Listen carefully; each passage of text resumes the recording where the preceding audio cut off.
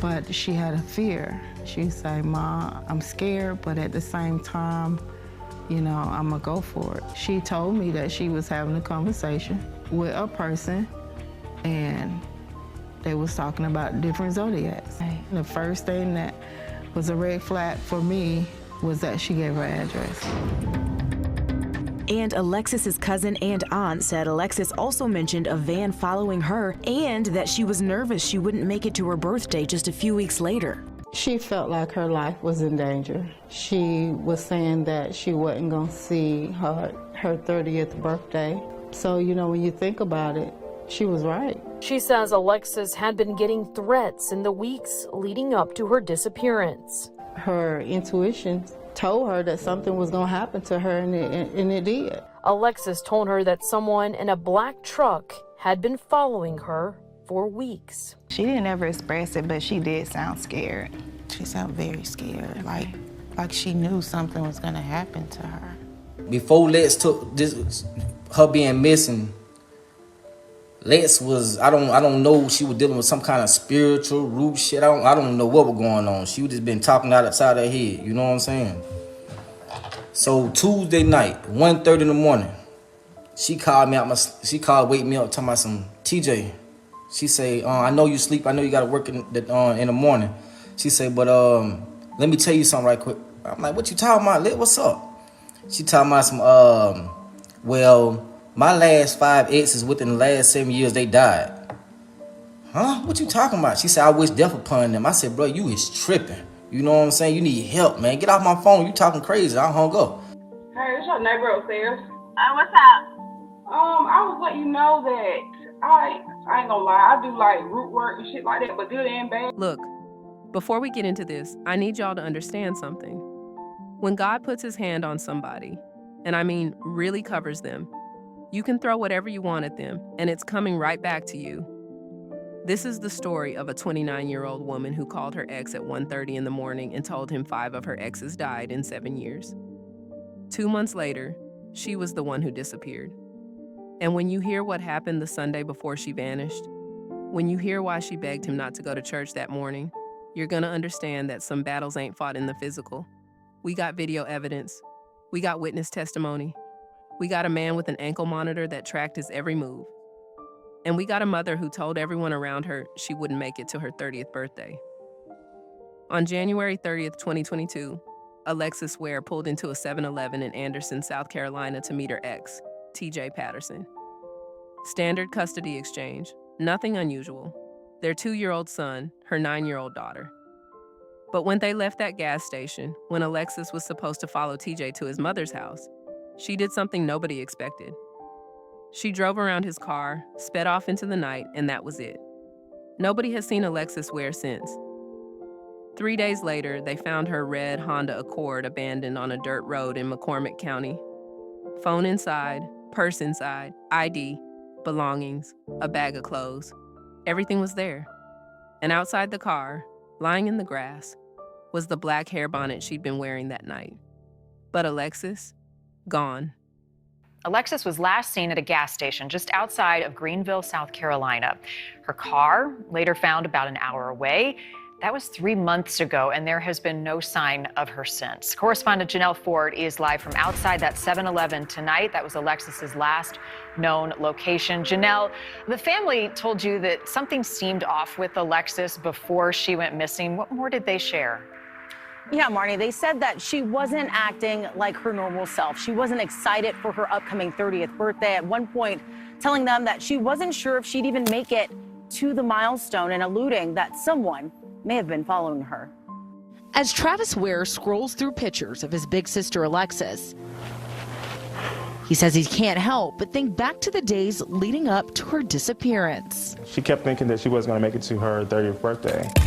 Then, a series of concerning Facebook posts. They were kind of not her norm, but eventually they were deleted. Unusual behavior for the aspiring social media model known for her style and big personality. Alexis is the life of the party.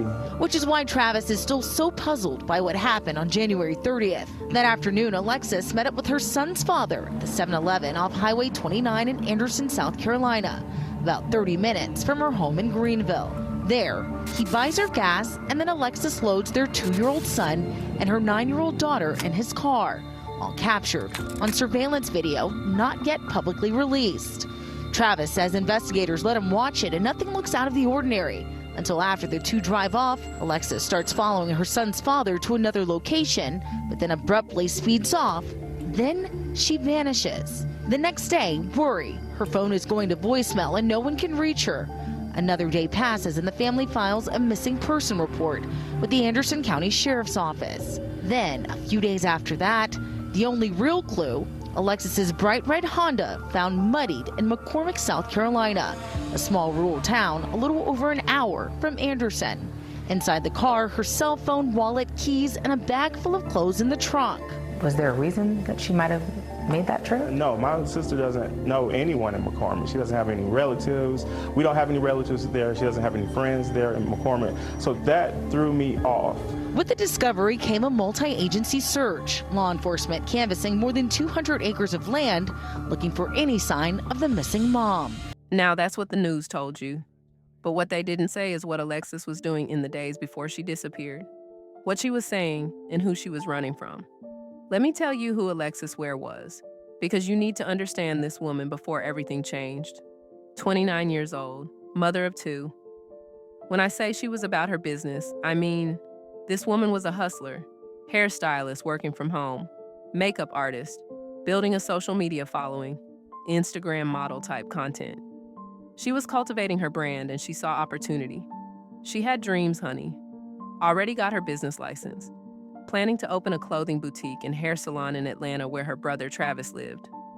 Already got approved to break her apartment lease. Buying merchandise, getting clothing racks, making moves for her future. Her mama Alberta said when Alexis set her mind on something, she made it happen. That was just who she was.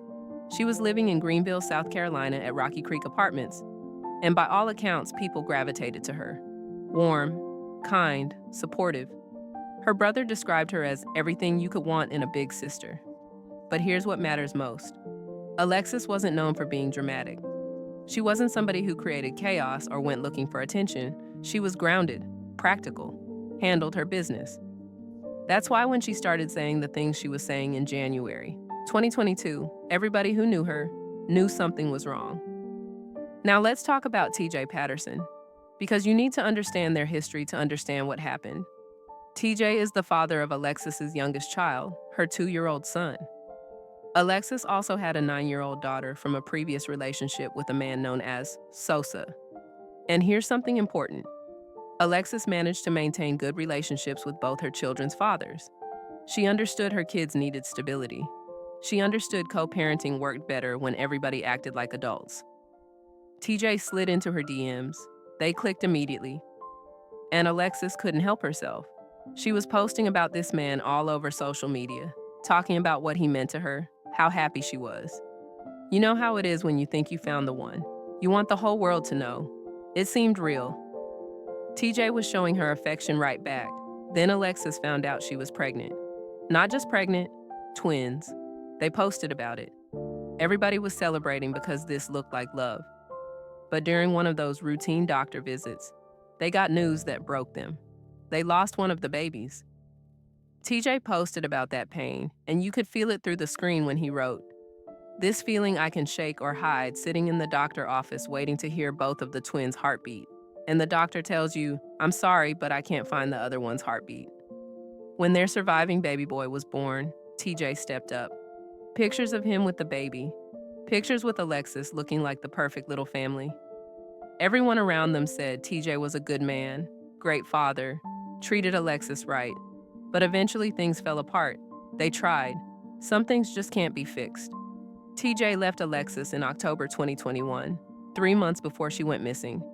And according to him, he hadn't been back to her apartment, not even once since he left. This is where the story gets interesting, because after they broke up, Alexis started acting differently. People close to her noticed changes. And then in January 2022, in those final weeks before she disappeared, Alexis started saying things that terrified everyone who heard them. Now we need to hear from TJ himself, because on social media, this man's name was getting dragged. People were accusing him of being involved. They were calling him a suspect. They were nailing him to the cross, as he put it. So TJ went live, and what he said is going to give you the context you need. Let me play this for you because his words matter. I've been remaining calm too long, bro. Y'all got me messed up. Messed up, man. Y'all got me messed up. Real talk. All right, check it.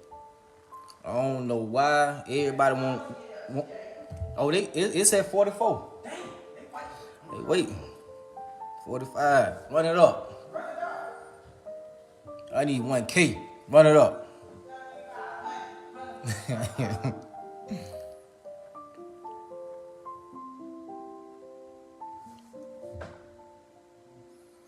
Alright, check it. Why y'all out there slandering my name, saying I'm a suspect, all this? I done heard everything in the book, man. I'm talking about, y'all done nailed me to the cross. Y'all got me messed up, bro. I'm not one of them. But check it though. So, I'm gonna run this thing all the way back before Lex went missing. You feel me? Alright. For one, me and Lex been separated. You feel me? I left Lex. Lex didn't leave me. You feel me? So boom, I left off and up there around about October. You know what I'm saying? I ain't been out there, been back up there not one time. You feel me? Not one time. So boom, god dang on. Before Lex took this, her being missing, Lex was, I don't know, she was dealing with some kind of spiritual root shit. I don't know what was going on. She was just been talking out outside her head. You know what I'm saying? So Tuesday night, 1:30 in the morning, she called me out. She called, wake me up, talking about some TJ. She say, I know you sleep. I know you got to work in the morning. She say, but let me tell you something right quick. I'm like, what you talking about, Lit? What's up? She talking about some, well, my last 5 exes within the last 7 years, they died. Huh? What you talking about? She said, I wish death upon them. I said, bro, you is tripping. You know what I'm saying? You need help, man. Get off my phone. You talking crazy. I hung up. She started sending me all type of pictures of a ladybug crawling on the ceiling, what the meanings of it, her Pisces sign, all type of weird talk. You know what I'm saying? Now, we don't have confirmation that 5 of her exes really died. What we do know is that Alexis believed it, or at least she was saying it. And that matters for understanding her state of mind. So she fucking around later on in the week. She thinks y'all seen all the posters she was making, talking about she won the lottery, hit the lottery, and all type of shit. So she done spend the night in Augusta at the lottery place with the kids in the car. All that. Yeah, they ain't telling all that. I'm gonna keep that shit gutter, nigga. I'm tired of this shit. So, boom, come Saturday, you know what I'm saying? I ain't seen my son in 2 weeks.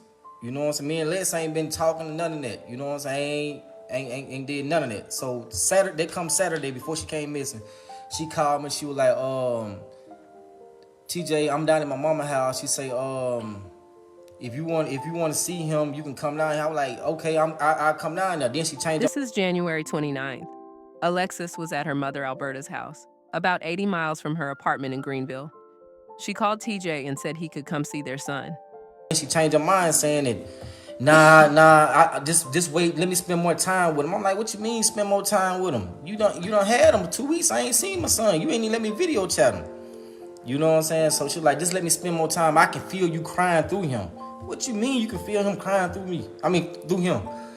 Let that sink in. She told TJ she could feel their son crying through him. Like she had some kind of spiritual connection or premonition. Like she knew something bad was coming. So I'm like, the hell? I said, okay, Liz. I said, she said, but I said, can I get him Sunday, the next day? She was like, let me think about it. I said, okay, I ain't gonna argue with you. All right, cool, get out the phone. So Sunday come. You know what I'm saying? This shit hurt my feelings so bad because at the end of the day, that's my child mother and I love her. You feel me? I know she been going through something mentally. I don't know what's going on and that shit hurt me. So that Sunday, I called my cousin. I said, cuz, you going to church? He was like, yeah. I said, man, I'm gonna pull up. I'm going to church today. You know what I'm saying? So I pulled up. I sat in the car. I ain't even get out the car. And I'm shedding tears because this shit hurt me. You know what I'm saying? I ain't never seen it like this.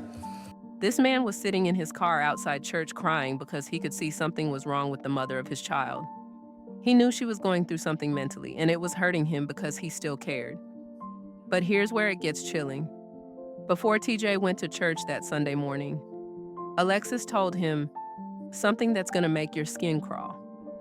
So, you know, so I go to church, we go to church, leave church.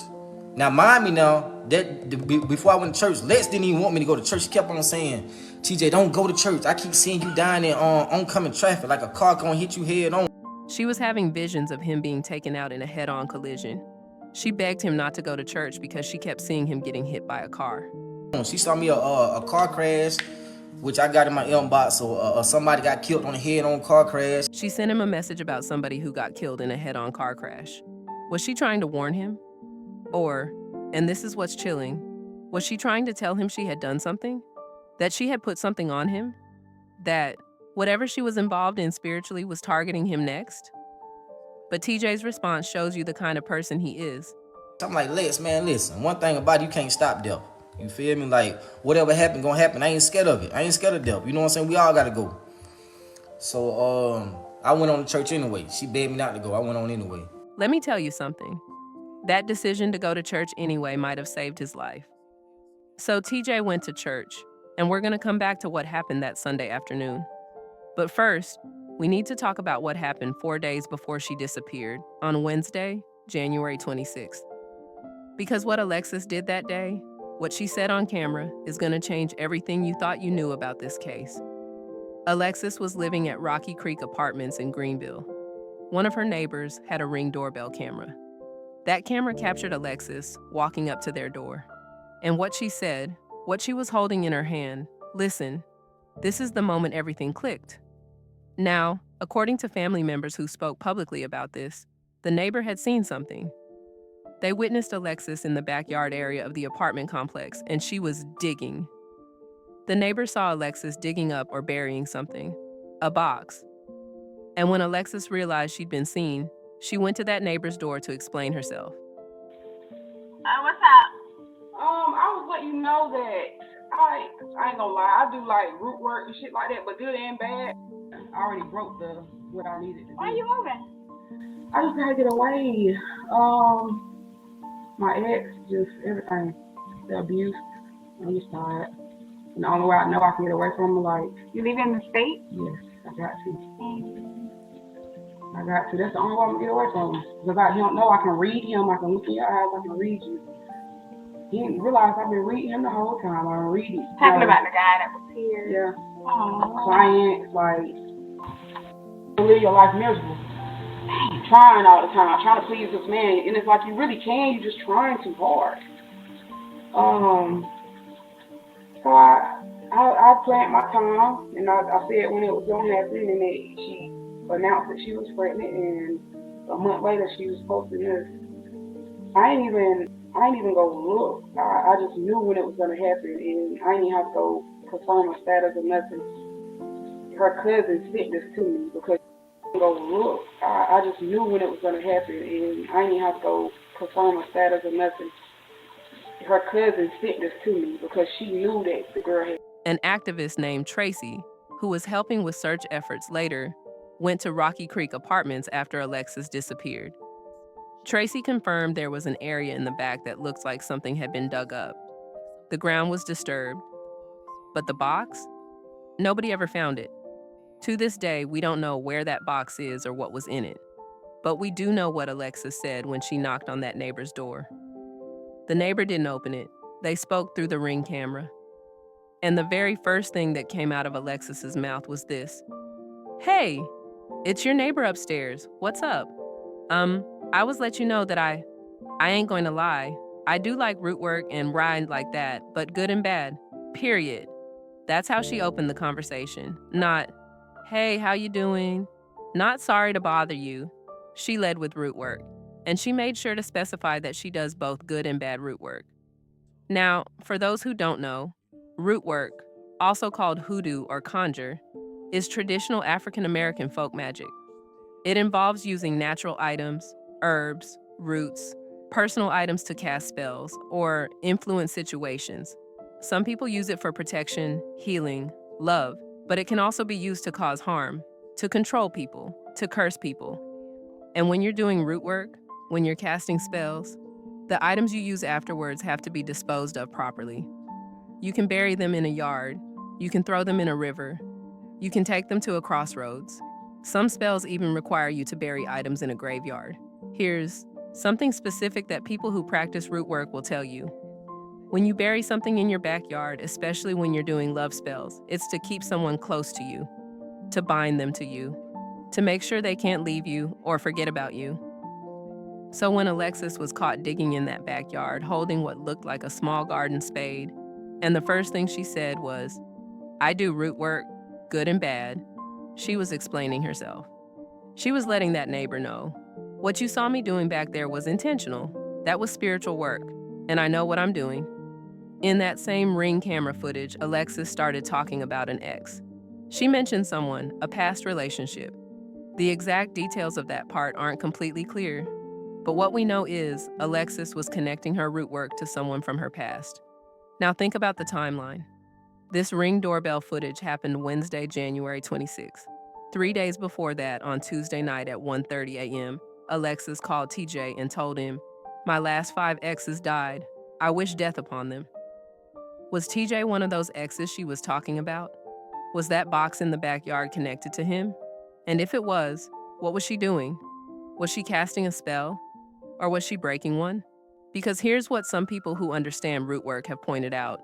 If Alexis was burying something, that means she was casting a spell or maintaining one. But if she was digging something up, that means she was trying to undo a spell.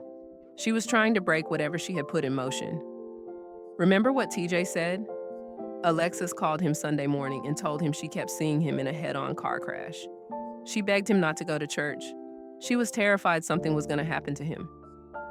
What if Alexis had cast a death spell on TJ, buried it in that backyard, and then realized what she had done? What if she was trying to dig it up to save him? And what if by doing that, she broke some kind of spiritual rule? What if she opened herself up to something she couldn't control? I'm not here to tell you what to believe spiritually, but what I am telling you is that Alexis believed it. She believed in what she was doing, and whatever was happening to her, whether it was spiritual or psychological or both, it was real to her, and it was terrifying her. Let's go back to that final weekend at her mama's house because we need to understand what Alexis was telling her family. Alexis arrived at her mother Alberta's house on Friday, January 28th with both of her children. She fed the kids and then went to sleep. Nothing seemed unusual that first night.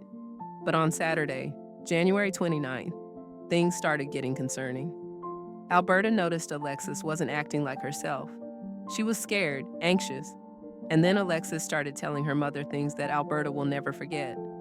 Someone had been calling Alexis's phone all day, a number she didn't recognize, a number she had blocked, but somehow the calls kept getting through. Alexis showed her mother the phone. She showed her the blocked number list. The number was right there, blocked, but it was still calling, still getting through.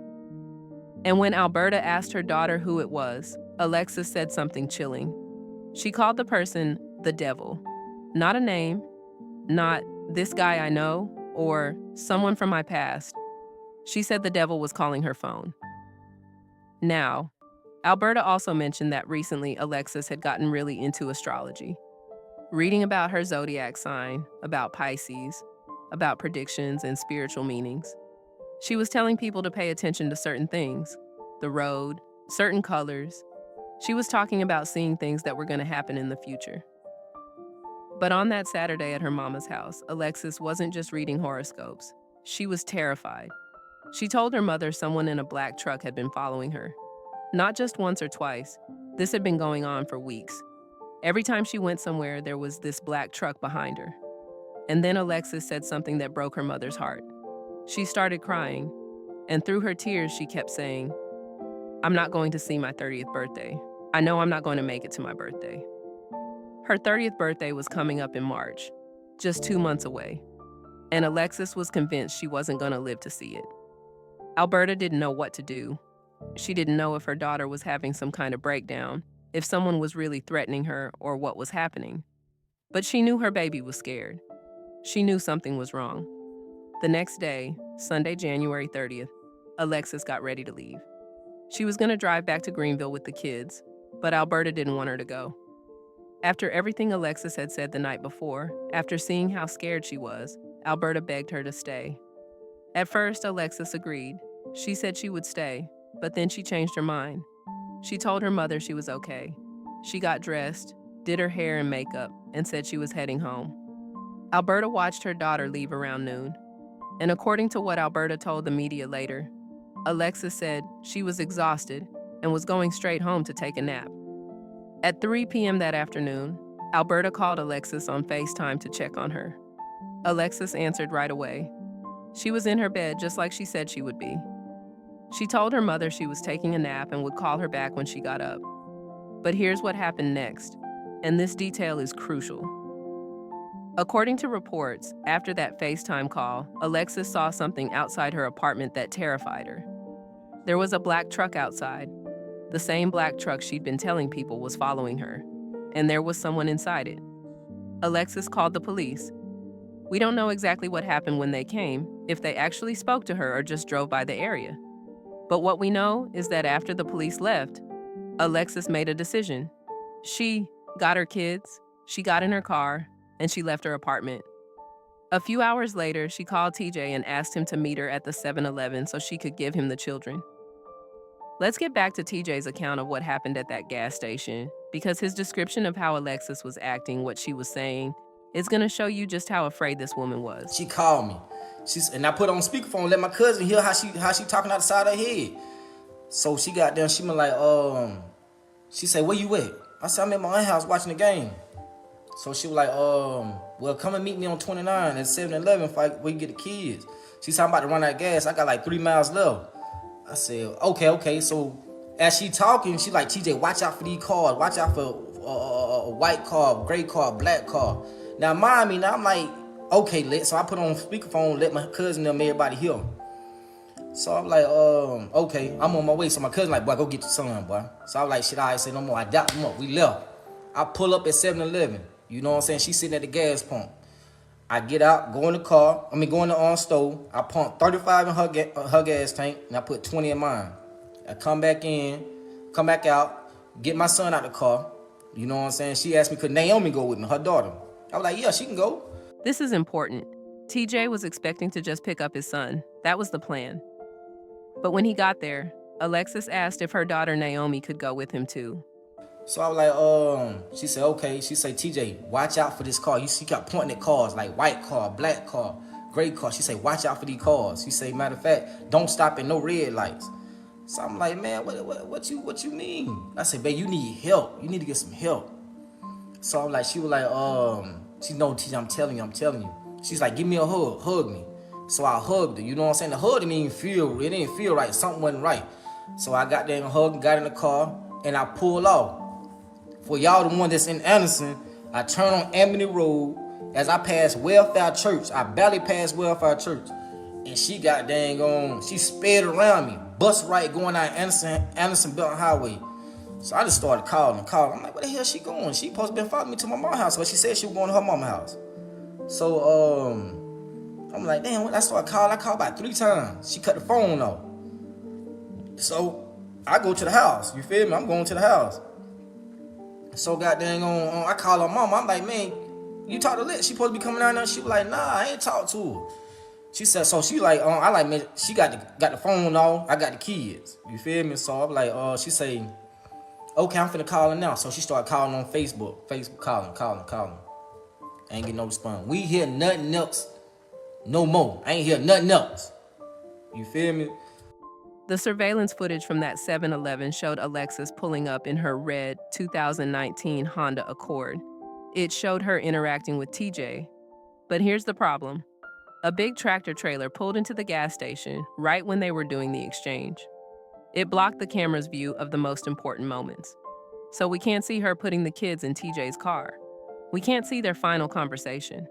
Then they both left in separate vehicles, and Alexis sped away. After Alexis sped away from TJ, her car was spotted on surveillance at an apartment complex in Anderson. Not Rocky Creek where she lived, a different apartment complex. And according to investigators, Alexis had no known connection to this place. Nobody could explain why her car would be there. The car was seen there multiple times that night, but you can't make out who's driving. Then highway cameras picked up her red Honda Accord traveling toward Augusta, Georgia, and then coming back to South Carolina. But the footage wasn't clear enough to confirm if Alexis was the one driving. And then nothing. The car disappeared. For the next 2 days, Alexis's family kept calling her phone. Everything went to voicemail. Alexis always answered her phone. That was one thing everybody said about her. No matter what time, no matter what day, if you called Alexis, she picked up. Her cousin Kayla said, she always answers. Like, even if I call at 3 in the morning, she always picks up the phone. But now, silence. On Monday, January 31st, Alexis was supposed to have an appointment at the lottery office in Augusta, Georgia. She had lottery tickets she was planning to take there. She never showed up. By Tuesday, February 1st, the family knew something was seriously wrong. Alexis's sister called the Anderson County Sheriff's Office and filed a missing persons report. And the next day, February 2nd, they got the call that would confirm their worst fears. The car is found. A man in McCormick County, South Carolina, called the police about an abandoned car on the side of a dirt road, a red Honda Accord, South Carolina plates. When police ran the plates, they realized whose car it was. Alexis's. McCormick County is about 50 miles from Anderson, about an hour's drive. And the car wasn't on a main road. It was on a dirt road, remote, rural, heavily wooded, the kind of place you don't just stumble across. You have to know where you're going to end up there. When investigators got to the car and looked inside, here's what they found. Alexis's cell phone, her purse with her ID inside, a bag of clothes in the trunk, her daughter's cell phone. Everything she would need to survive, to identify herself, to function in the world was sitting in that car. But Alexis wasn't there. And outside the car, lying in the grass nearby, was the black hair bonnet she'd been wearing at the 7-Eleven that night. Now think about that for a second. Hair bonnets don't just fall off. They stay on your head. They're meant to protect your hair while you sleep, while you move around. For that bonnet to be on the ground outside the car, something had to happen. Either Alexis took it off in a hurry or there was some kind of struggle. Alexis's mother, Alberta, said it herself. When she was at the gas station, that was on her head. So if it came off, the first instinct that you would do as a woman is pick it up and put it back on. That right there is enough to say that there had to be some kind of scuffle to take place. Law enforcement immediately started searching the area. Search teams, helicopters, cadaver dogs. They searched 222 acres around where that car was found. 8 hours of intensive searching, K-9 units, state police, everything. They found nothing. No trace of Alexis, no clothing, no evidence. Nothing. February 3rd, they did another search.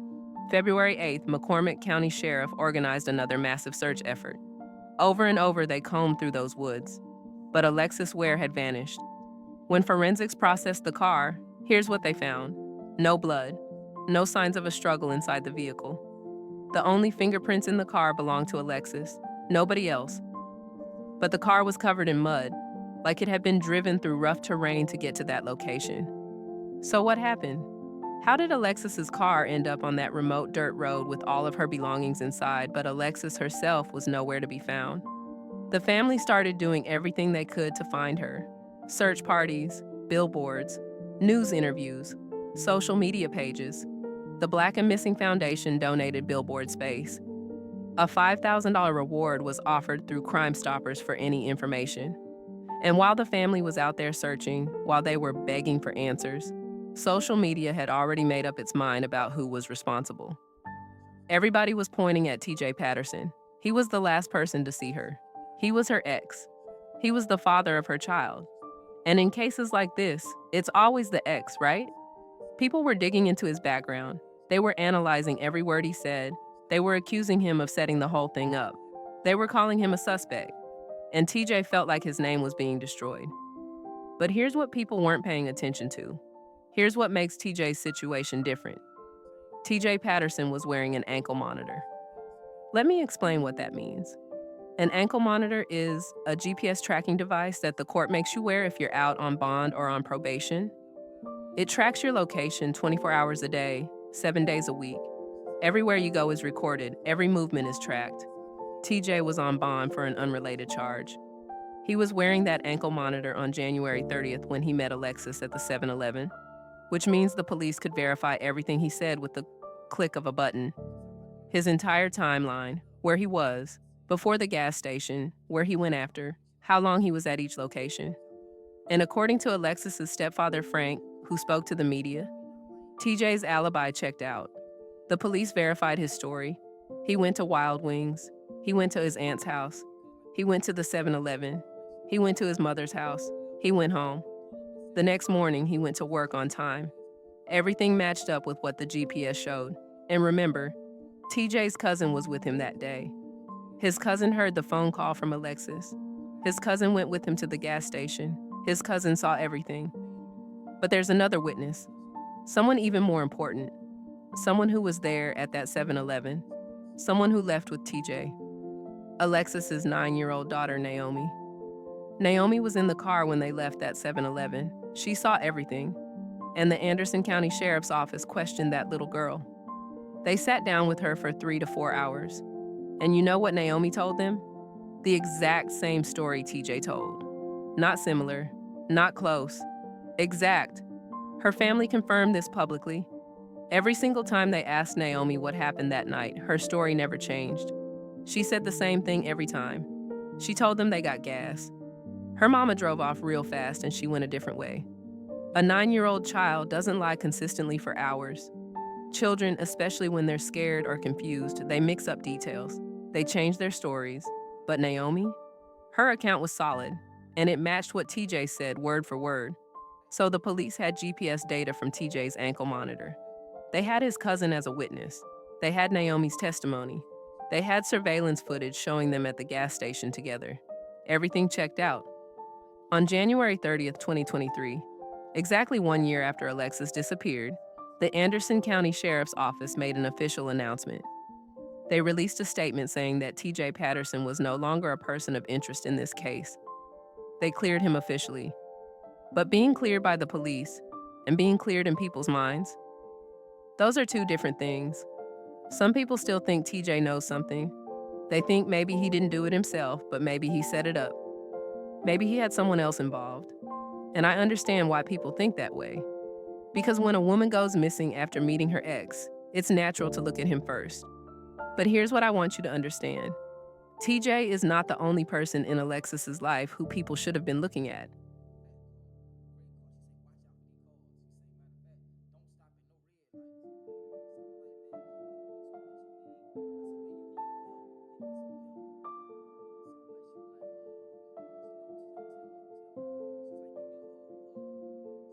You know what I'm saying? And Miss Alberta, me and you, we talk every day. Nigga, we sat on the phone nights crying, talking to each other every day. You know I wasn't no suspect off top, nigga. Let's keep this shit a band. Let's keep this shit a band. Like, let's go ahead and tell, when I was locked up during my time, what about that dude Lex was messing with, having an affair with? What about that? Ain't nobody speaking on that, is it? That's who was obsessed with her. Y'all seen the messages? She sent me the message. Tell me don't send it out. Don't send it out to nobody. No, nigga, I'm tired of motherfucker bashing my name. I'm sending it to everybody I know. TJ is saying that when he was locked up, when he was in jail, Alexis was involved with another man. And this man was obsessed with her. There was a conflict, some kind of situation. And TJ says that Alexis's mother, Alberta, knows about this man. He's been asking her about it. You know what I'm saying? Come on, bruh. She know whatever Lex had got going on, bruh. If anybody knows, she know. I ain't had nothing to do with nothing. Period. You know what I'm saying? I kept questioning her. Damn, Miss Alberta, was she talking to another dude? I mean, it gotta be. You know what I'm saying? Is this a plot, a setup, or something? What is it? You know what I'm saying? Like, what's going on? So, I finally kept drilling her. So one day, last Monday? Last Monday, she sent me the message. She said, "Oh, it hit me like a lightning bolt." Mm-hmm. Yeah, she was messing. I didn't want to be the one to tell you. Yeah, she was having an affair with this dude. Come on, man. But y'all got there. But you already know what's going on. But you just not telling the police this shit, and here it is almost a month later. What type of shit that is, bro? What type of shit that is? Come on, man, keep that shit a band, nigga. So Alberta knew about this man. She knew Alexis was seeing someone, but she wasn't telling the police. A month after Alexis disappeared. And this information hadn't been given to investigators. We don't know who this man is. We don't have a name. We don't have confirmation from Alberta herself because she hasn't spoken publicly about it. But TJ is saying on camera, for everyone to see, that there is another person who needs to be looked at, someone who was obsessed with Alexis. And people in the community have been talking about this too. Some say it was a club promoter. Some say it was someone connected to law enforcement. There's been talk about a married man. But nothing has been confirmed. Nothing has been investigated publicly. And that is what's frustrating about this case.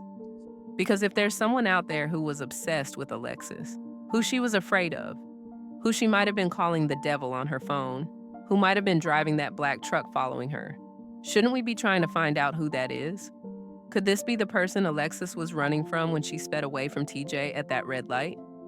Could this be the person she was trying to protect her children from by making sure they were safely with their father before she disappeared? We don't know, because nobody is talking about it. Nobody is investigating it publicly, and that's a problem. Another strange thing happened. Alberta started receiving messages from someone claiming to know where Alexis was. These messages started coming on social media out of nowhere from an unknown person. They claimed to have information about Alexis's whereabouts, but then it got darker. One of the messages said Alberta should just go ahead and plan her daughter's funeral, and someone tried to extort money from the family.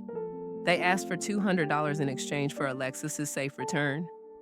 The family gave all this information to the Anderson County Sheriff's Office, but they couldn't determine if it was a cruel hoax or if there was any truth to it. Most likely it was someone trying to take advantage of a grieving family's desperation. So where does that leave us? 3 years later, what do we actually know about what happened to Alexis Ware? Here's what we know for certain. Alexis was going through something in those final weeks. Whether it was spiritual, psychological, or both, something was happening that changed her behavior dramatically. She was saying things about death, about predictions, about seeing the future. She was practicing root work. She was burying things in her backyard. She was terrified of someone or something. She told multiple people she wasn't going to live to see her 30th birthday. And on March 23, 2022, that birthday came and went. Her family held a celebration for her. They got a seafood boil, her favorite food. They got a cake with her picture on it. But Alexis wasn't there. Just like she predicted, she didn't make it to 30. There are several theories about what happened, and I'm going to walk through them honestly because this case doesn't have a clear answer. Theory 1, the root work backfired. A lot of people who understand spiritual practices, people who work in hoodoo or conjure, they've said that what happened to Alexis is a classic case of spiritual consequences. If you cast spells to harm people, if you wish death on people, and those things actually happen, there's a cost. There's always a cost. Some people believe Alexis successfully cursed 5 of her exes, and when they passed away, the spirit she called on came back for her. They took her mind first, making her paranoid and afraid, and then they took her life. Whether you believe in this or not, the fact is that Alexis believed it. Her fear was real. Theory 2, mental health crisis. Some people think Alexis was having a psychotic break, that maybe postpartum depression from her youngest child or bipolar disorder or even schizophrenia had been triggered. Her behavior, the paranoia, the predictions, the giving away of possessions, the erratic decisions, these are all consistent with someone experiencing a severe mental health episode. If that's what was happening, it's possible Alexis drove to that remote area, left her car, and wandered into the woods in a confused state. Maybe she's out there somewhere, and they just haven't found her yet. Theory 3, she staged her own disappearance. Some people think Alexis planned this. They point to the bag of clothes in her trunk, the fact that she made sure her children were safe with TJ before she disappeared, the way she sped off so deliberately. They think maybe Alexis was trying to escape from something or someone in her life, and she created a situation that would make it look like foul play so nobody would come looking for her. Maybe she's alive somewhere, trying to start over. But if that's true, why would she leave her phone and her ID? How would she survive without those things? And more importantly, would a mother who loved her children as much as Alexis did really abandon them like that?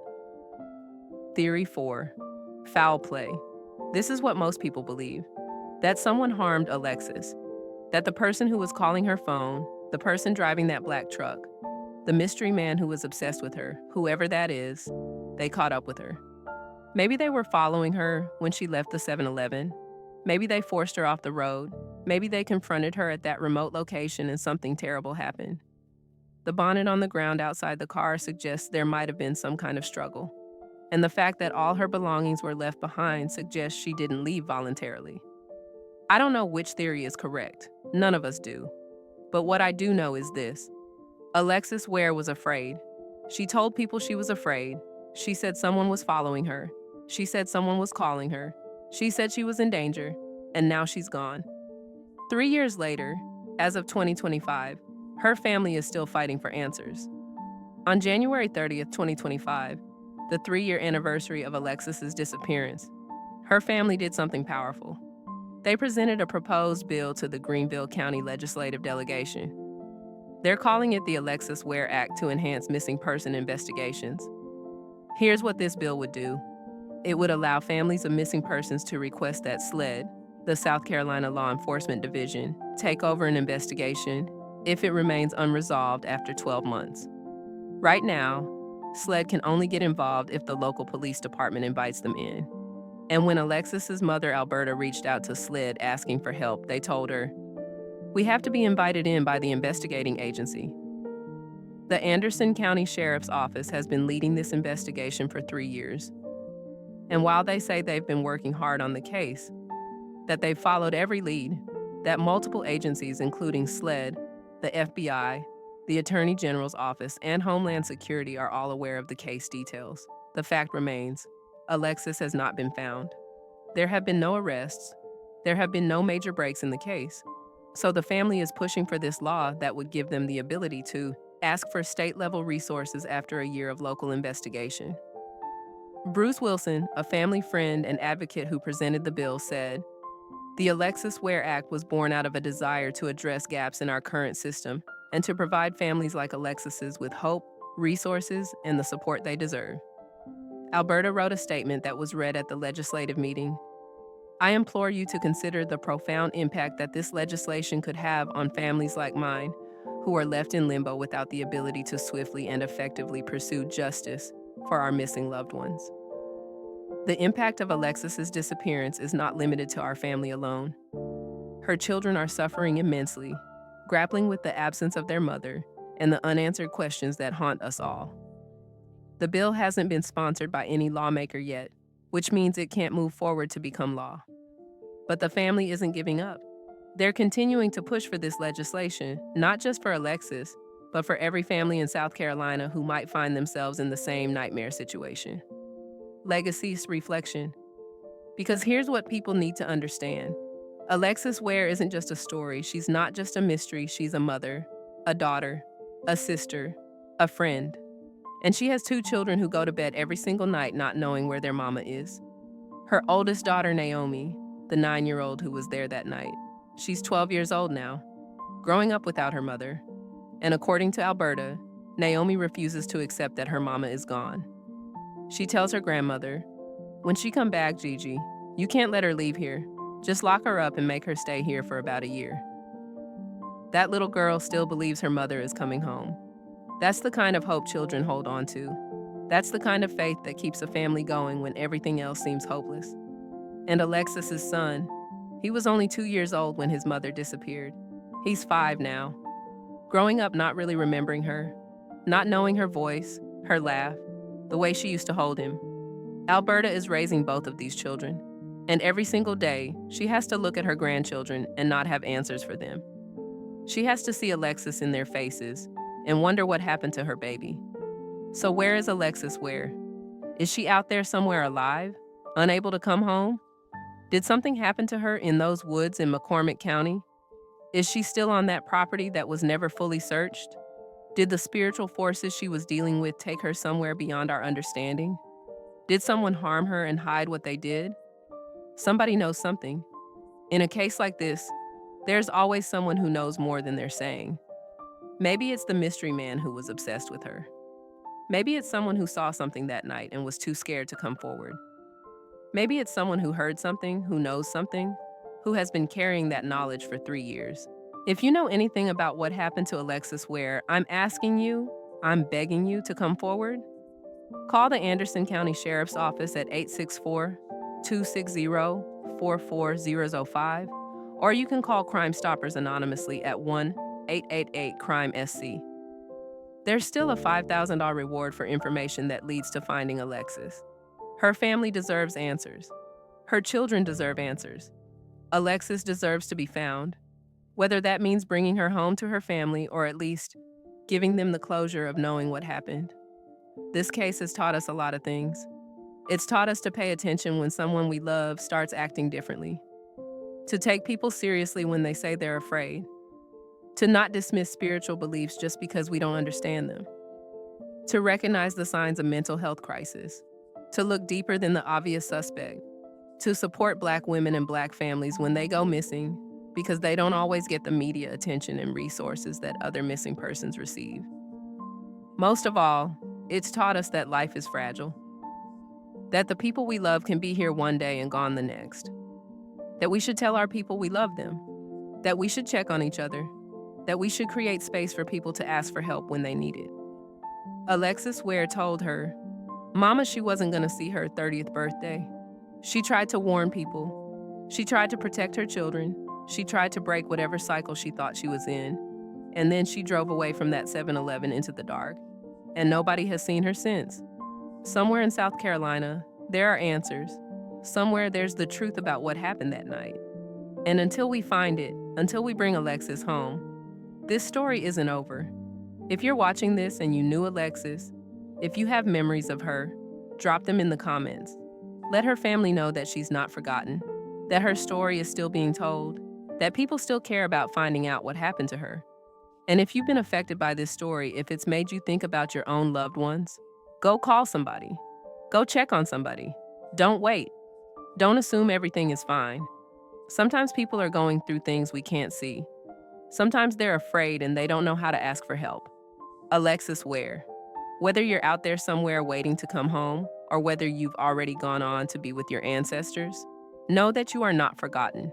Your children remember you. Your mama remembers you. Your family remembers you. And we're going to keep telling your story until we get the answers you deserve. To everyone watching, thank you for being here.